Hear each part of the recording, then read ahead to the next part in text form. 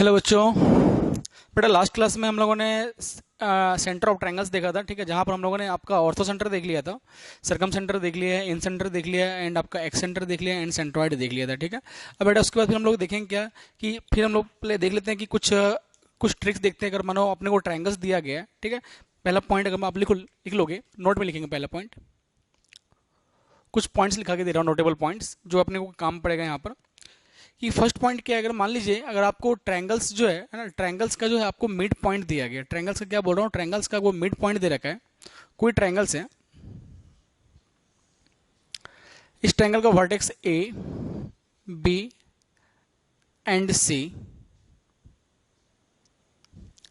अपने को ए नहीं पता है, बी नहीं पता है, सी नहीं पता है, अपने को ट्रायंगल के बारे में कुछ नहीं पता है, ठीक है। बट अपने को क्या बोला गया, अपने को मिड पॉइंट जो है इस ट्रायंगल का अपने को पता है,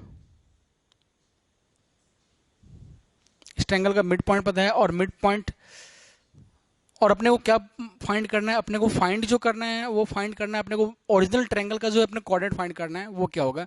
मैं मान लो कि भाई इसका मिड पॉइंट जो ट्रायंगल का वो आपको दे दिया गया है x1 y1 x2 y2 और x3 y3, ये आपको मिड पॉइंट दे रखा है। और आपको बोला गया है आपको फाइंड करना है, क्या फाइंड करना है, आपको कोऑर्डिनेट्स फाइंड करना है, किसका, ओरिजिनल ट्रायंगल का आपको कोऑर्डिनेट फाइंड करना है, ठीक है। चलिए, अब अगर अपने को ओरिजिनल, अगर इसका कोऑर्डिनेट फाइंड करना है तो उसके लिए आपको पहला कोऑर्डिनेट अगर मेरे को निकालना है, ठीक है, तो आपका फर्स्ट जो होगा, फर्स्ट कोऑर्डिनेट जो होगा वो आपका मिलेगा x3 plus x2 minus x1 y3 plus y2 minus y1। Similarly अगर अपने को इसके बारे में अगर बात करूं मैं, ठीक है, तो यहाँ पर बताइए, यहाँ पर क्या आपका देखो है ना, तो इस केस में अपने को क्या निकालना है, तो आप निकालो यहाँ, अगर अपने को x1 plus x2 minus x3 y1 plus y2 minus y3। Now next अपने को करना है, तो x1 plus x3 minus x2 y1 plus y3 minus y2।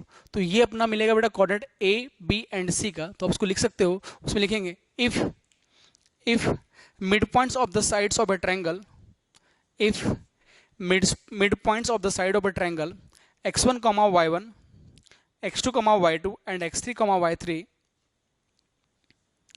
then coordinates of the original triangles are, then coordinates of the original triangles are this, this and this. now point number 2, notable point में अब मैं क्या बोल रहा हूँ कि मान लो अपने पास क्या है कि कोई किसी भी ट्रायंगल का अपने को दो वर्टेक्स दिया गया है, किसी भी ट्रायंगल का अपने को दो वर्टेक्स पता है, पॉइंट ए बी सी, दो वर्टेक्स अपने को दिया गया है, x1 y1 पता है अपने को, x2 y2 पता है, ठीक है, और अपने को x3 y3 जो है अपने को पता नहीं, सॉरी, अपने को थर्ड कोऑर्डिनेट जो है अपने को वर्टेक्स का अपने को नहीं पता है, ठीक है। बट अपने को क्या बोला है, बट अपने को सेंट्रोइड जो है अपने को दे रखा है, मान लो सेंट्रोइड जो है वो मैंने मान लिया कि सेंट्रोइड जो इस ट्रायंगल का वो आपको दे रखा है अल्फा एंड बीटा, आपको सेंट्रोइड गिवन है एंड दो वर्टेक्स दे रखे हैं आपको ट्रायंगल्स के, एंड आपको थर्ड वर्टेक्स आपको फाइंड करना है। तो उस केस में आप डायरेक्टली ये अप्लाई कर सकते हो, थर्ड वर्टेक्स अगर निकालना है तो आपका हो जाएगा 3 अल्फा, क्योंकि सेंट्रोइड मैंने अल्फा लिया है, तो 3 alpha minus x2 minus x1 comma 3 beta minus y2 minus y1। तो इससे आपका ये वर्टेक्स आपका निकल जाएगा, ठीक है। ये पॉइंट लिख लेंगे, आप लिखेंगे कि if two vertex of a triangle, right down, if two vertex of a triangle are x1 comma y1 और x1 comma y1 and x2 comma y2, x1 comma y1 and x2 comma y2 and centroid alpha comma beta, then coordinates of the third vertex are, then coordinates of the third vertex are this, छाप लीजिए। now point number third, point number third,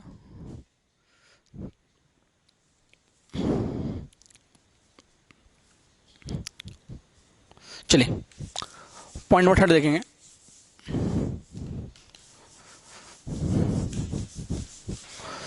point number third बेटा ये बोल रहा है अपने को कि कोई ट्रायंगल दिया गया है, किसी ट्रायंगल का जो एरिया जो होता है ना, किसी ओरिजिनल ट्रायंगल का जो एरिया और इसके मिड पॉइंट से जो एक ट्रायंगल फॉर्म हो रहा है, मिड पॉइंट को मिलाकर जो एक ट्रायंगल फॉर्म हो रहा है, ठीक है। तो ओरिजिनल ट्रायंगल जो होता है उसका जो एरिया होता है वो मिड पॉइंट के ट्रायंगल से कब 4 टाइम्स होता है, ठीक है। ओरिजिनल ट्रायंगल का जो एरिया होता है वो 4 टाइम्स होता है, इस ट्रायंगल के एरिया के 4 टाइम्स होता है, ठीक है। तो लिखेंगे नेक्स्ट पॉइंट, लिखेंगे point number 3, area of triangle is 4 times, area of triangle is 4 times area, या मैं यहां पे लिख रहा हूं है ना,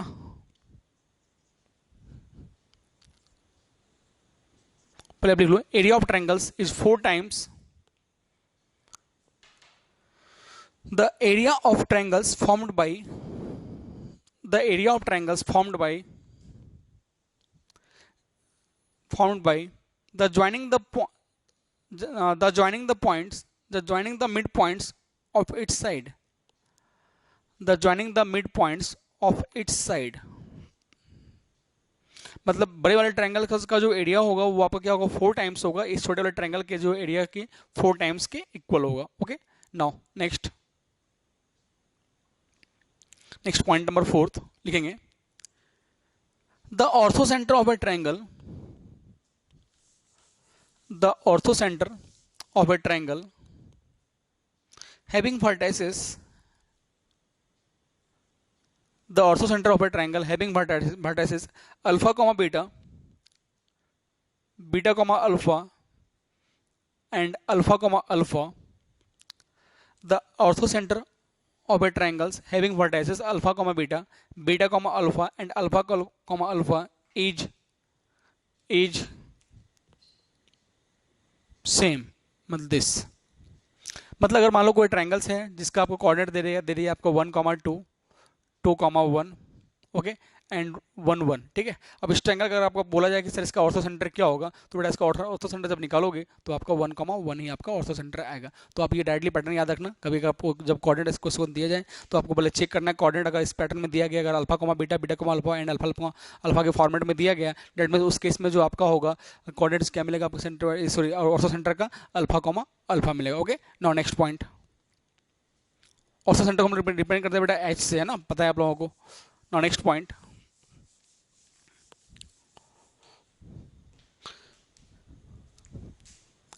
आपको पता है बेटा कि किसी भी राइट एंगल ट्रायंगल में, मान लो ये पॉइंट ए है, ओ है और ये बी बोल दिया, ठीक है। किसी भी राइट एंगल ट्रायंगल का जो बेटा मिड पॉइंट होता है, तो मिड पॉइंट का जो डिस्टेंस होता है वो तीनों वर्टेक्स से जो होता है बेटा वो सेम होता है। मतलब मैं बोलूंगा तो ओ एम जो होगा बेटा वो ए एम इक्वल टू क्या होगा, बी एम होगा, ठीक है। तो ये भी आपका बहुत इंपॉर्टेंट रिजल्ट है, तो आप हमसे याद रखेंगे इन चीज़ों को, तो लिख लीजिएगा, the mid point of hypotenuse, the midpoint of hypotenuse of right angle triangle, the midpoint of hypotenuse of a right angle triangle is equidistance from three vertices, that is OM is equal to AM is equal to BM, OM is equal to AM is equal to BM। okay, now next point and notable point का last point लिख लेंगे, नहीं है उसके आगे अपना और continue कर लेंगे, रिलेशन फिर हम लोग निकाल लेंगे, रिलेशन निकाल लेंगे, है ना। रिलेशन निकालेंगे इसमें एच जी ओ में, एच मतलब ऑर्थो सेंटर, जी मतलब सेंट्रोइड एंड और ओ मतलब आपका क्या, सरकम सेंटर, ठीक है। नाउ फिर हम लोग देखेंगे कि रिलेशन बिटवीन किसने orthocentre, circumcentre and centroid में रिलेशन क्या होता है। मतलब हगो जो होता है वो 2:1 के रेशियो में डिवाइड करता है, मतलब सेंट्रोइड जो होता है किसको, एच एंड ओ को जो है आपको 2:1 के रेशियो देखेंगे हम लोग क्या है, ठीक है।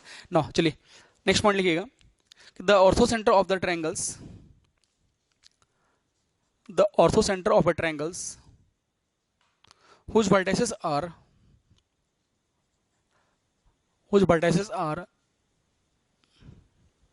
this, the orthocenter of a triangle whose vertices are 0, 0, x1, x1 y1, x2 y2 is given by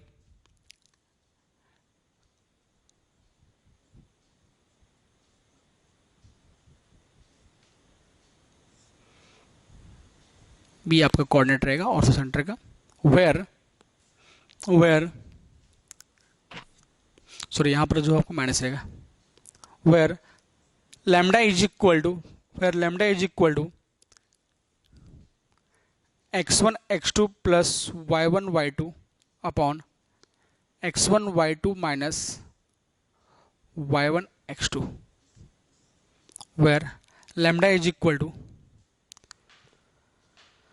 x1 x2 plus y1 y2 upon x1 y2 minus y1 x2. Okay, now next point लिखेंगे, point number 5 जो भी है आपका point लिखेंगे, relation between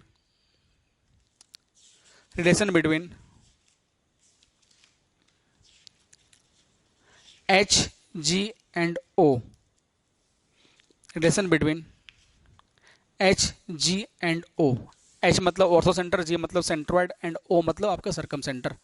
okay, उसी को लिख सकते हो आप कि relation between ortho centre, centroid and circum centre के तीनों बीच में रिलेशन क्या होगा, जिसको हम लोग प्यार से बोलते हैं एच जी ओ, मतलब हगो हगो हगो हगो, एच वो हगो नहीं भाई, हगो, एच जी एंड ओ के बीच में रिलेशन क्या होता है. ठीक है, तो पहला पॉइंट इसमें रिलेशन में पहला पॉइंट क्या है कि भाई एच जी ओ जो होता है, किसी भी ट्रायंगल में एच जी ओ जो होता है आपका,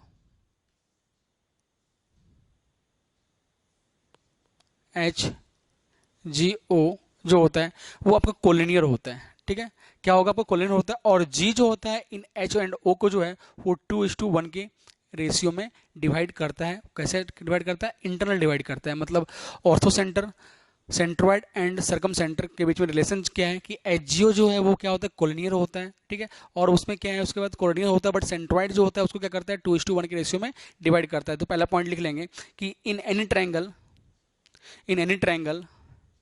HGO, in any triangle HGO are always collinear, and G divides HO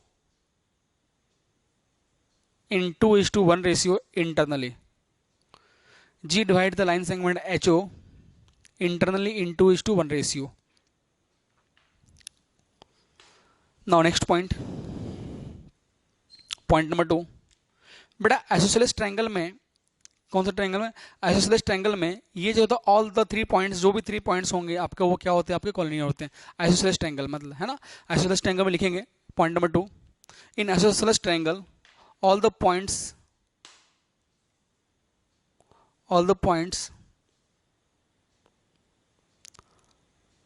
are collinear.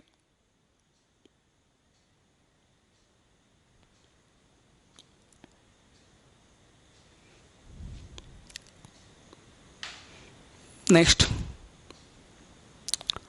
point number 3, in equilateral triangle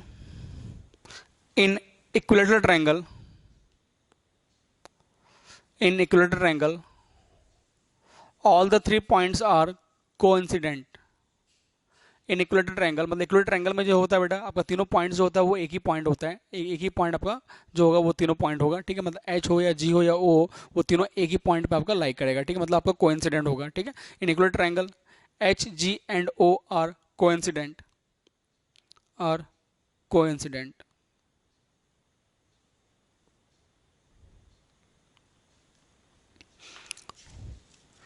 उसके बाद फिर नेक्स्ट पॉइंट लिखेंगे हार्मोनिक कॉन्जुगेट. नेक्स्ट लिखेंगे हार्मोनिक कॉन्जुगेट. हार्मोनिक कॉन्जुगेट से पहले आप लोगों को पहले मैं ये बता दूं, आप लोगों ने अगर एचपी पढ़ा होगा, ठीक है, तो एचपी में आप लोगों ने देखा होगा कि आपको पता है कि if A B C are in AP, अगर आपका एबीसी अगर आपका एपी में होता है तो उसके कंडीशंस क्या होते हैं बेटा कि टू बी इक्वल टू आप लोग लिखते हो ए प्लस सी, ये कंडीशंस है ना, कि if A B C are in AP then we can write two B equal to A plus C. Then we क्या बोल सकते हैं हम लोग कि टू बी जो होगा वो किसके इक्वल होगा, आपका ए प्लस सी के इक्वल होगा. ओके, और अगर ये एच पी में होता है तो इसका रेसिप्रोकल होता है, मतलब 1/a 1/b and 1/c are in H P. अब ये एचपी में होता है तो एचपी के कंडीशंस क्या होते हैं, मतलब इसका जस्ट उल्टा है ना, तो एचपी कंडीशन क्या होगा, तो सेम आपका तो क्या लिखेंगे हम लोग कि 2 times of B is equal to 1 upon A plus 1 upon C, this is the condition of H P. H P condition क्या होता है, 2 by B equal to 1 upon A plus 1 upon C, ये होता है कंडीशन किसका, H P condition होता है। इसको आप सिंप्लीफाई कर लेंगे, ठीक है। मतलब चलिए अब लेकिन अपने को यहाँ पे हम लोग जो पढ़ रहे हैं वो क्या आपका हार्मोनिक कॉन्जुगेट है, हार्मोनिक कॉन्जुगेट है ना, तो ये देखेंगे, लिखेंगे, हेडिंग डाल देंगे हार्मोनिक कॉन्जुगेट। अब किसको बोलते हैं हार्मोनिक कॉन्जुगेट, इसको बोलते हैं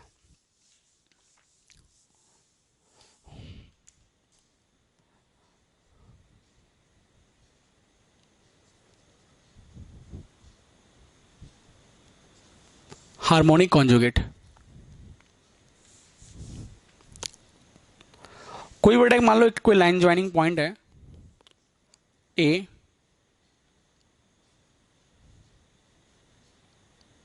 ए बी को एक लाइन ज्वाइनिंग पॉइंट है। इस ए बी लाइन को कोई भी एक पॉइंट पी और एक पॉइंट क्यू, इस ए बी लाइन को कोई पॉइंट पी जो है वो क्या कर रहा है आपका इंटरनल डिवाइड कर रहा है, इंटरनल डिवीजन कर रहा है।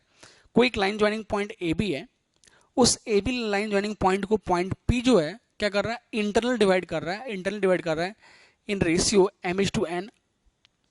और एक अनदर कोई point Q same line joining को Q को क्या कर रहा है, डिवाइड सेम रेशियो में डिवाइड कर रहा है, बट वो कौन सा डिवीजन है, वो एक्सटर्नल डिवीजन है। क्या बोला मैंने कि अगर कोई भी किसी भी लाइन सेगमेंट को कोई भी एक पॉइंट P अगर इंटरनल डिवाइड करता है, इंटरनल डिवाइड करता है m/n के रेशियो में, और उसी सेम लाइन को अगर कोई पॉइंट Q सेम रेशियो में अगर एक्सटर्नल डिवाइड करता है, तो मैं बोलूंगा उस केस में कि आपका AP AB और BQ जो होगा वो किस में होगा, आपका हार्मोनिक कॉन्जुगेट में होगा। मतलब मैं बोलूंगा ये आपका क्या है, आपका हार्मोनिक कॉन्जुगेट है। हार्मोनिक कॉन्जुगेट का हम लोग कंडीशन अप्लाई करेंगे। क्या बोला मैंने आपको कि अगर किसी भी लाइन सेगमेंट को अगर कोई पॉइंट P इंटरनल डिवाइड करता है सेम रेशियो में, और कोई अनदर पॉइंट Q अगर उसको डिवाइड करता है, एक्सटर्नल डिवाइड करता है उस सेम रेशियो में, तो मैं बोलूंगा कि ये किस में आपका हार्मोनिक कॉन्जुगेट है, ठीक है, किस में आपका हार्मोनिक कॉन्जुगेट। तो पहले लिखेंगे पॉइंट कि if A point, right down, if A point P, if a point P divides AB, if a point P divides AB internally in ratio m/n, internally in ratio m/n,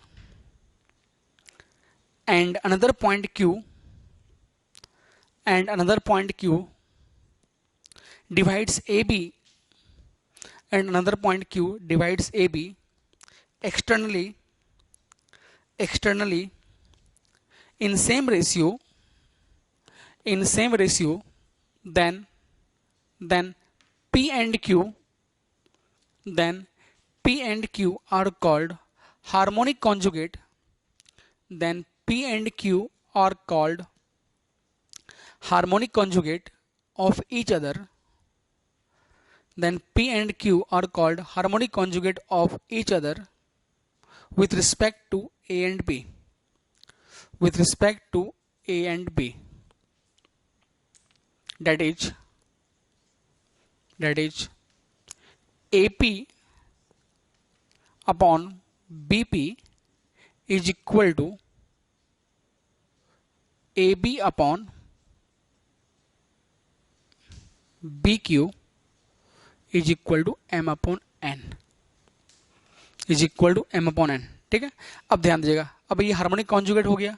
अगर harmonic conjugate हो गया तो इसका relation क्या आएगा, मतलब मैं क्या बोलूंगा यहाँ पर कि आपका AP AB and BQ are in HP।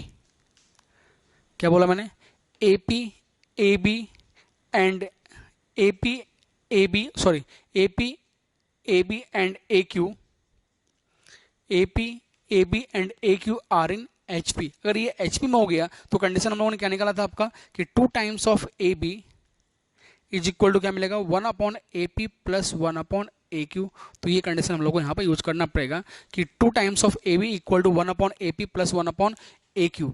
मतलब अब अपने को ऐसे इसको प्रूफ करना हो तो फिर कैसे प्रूफ करेंगे, ये सच में हार्मोनिक कॉन्जुगेट में आएगा। आपको पता है कि हम लोगों ने ये रिलेशन निकाला A P upon B P equal to A B upon B Q is equal to M upon N.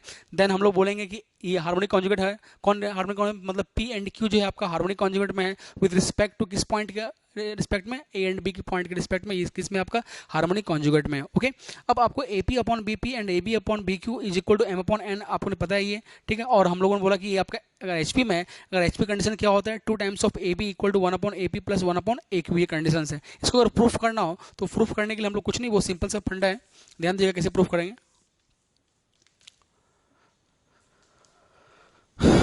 देखो ये आपका A P upon B Q और A B upon B Q ये दिया हुआ है, तो इसको हटा दो फिलहाल, ध्यान दीजिएगा। तो मैं यहाँ पे A P B P, B P को मैं क्या लिख सकता हूँ बेटा, बी पी को मैं लिख सकता हूँ A B minus A P, और ए बी, बी क्यू क्या लिखूंगा, बी क्यू को, B Q is non H, B Q है ना, ये बी क्यू को मैं क्या लिखूंगा, A Q minus A B, मतलब this term minus this term. अब इसको रेसिप्रोल करोगे तो A B minus A P upon A P is equal to A Q minus A B upon A B. Separate किया तो A B upon A P minus 1 is equal to A Q upon A B minus 1। अब कैसे करते हैं, okay तो उल्टा किया, हाँ, तो A B upon A P उसको मैं इधर ले आऊँ और इसको उधर उधर, ये आपका कैंसिल हो जाएगा, 1 1 तो आपका कैंसिल हो रहा है, तो मतलब A B upon A P मतलब आपका पूरा टर्म ये कैंसिल हो जाएगा ना, तो कुछ तो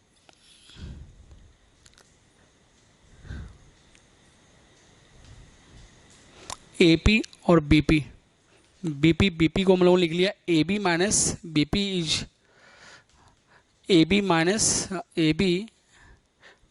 ए पी, और B Q is right down A Q minus A B. Okay, reciprocal किया हम लोगों ने, तो रेसिप्रोल करने पे अपना आ गया A B minus A P upon this A Q minus A B upon A B. Okay, now उसके बाद फिर अपना A P upon A B minus A P, A Q minus A B, A Q minus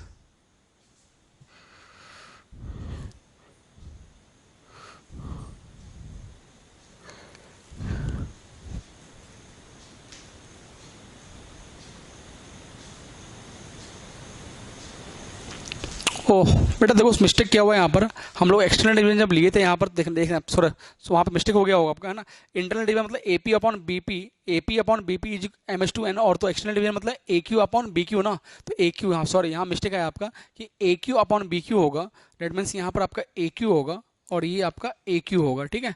अब देखो, हाँ अब आ जाएगा, तो अपना A Q upon A Q कितना हो गया, A Q upon A Q मतलब 1, और ये minus A B upon A Q. Okay, now इसको मैं इधर ले आओ तो आपका आ जाएगा A B upon A P plus A B upon A Q is equal to, इसको मैं इधर ले आऊँ तो this is equal to 2, sorry यहाँ पे आपका मिस्टेक हो गया था, आपका एक्सटर्नल डिवीजन है तो A Q upon B Q, A Q upon B Q. Okay, now अब आपको पता है यहाँ से अगर मैं ए बी यहाँ से कॉमन निकाल लूँ तो मिल जाएगा 1 upon A P plus 1 upon A Q is equal to 2, तो now we can write 1 upon A P plus 1 upon A Q is equal to 2 upon A B, ठीक है। Now this is the condition of H P.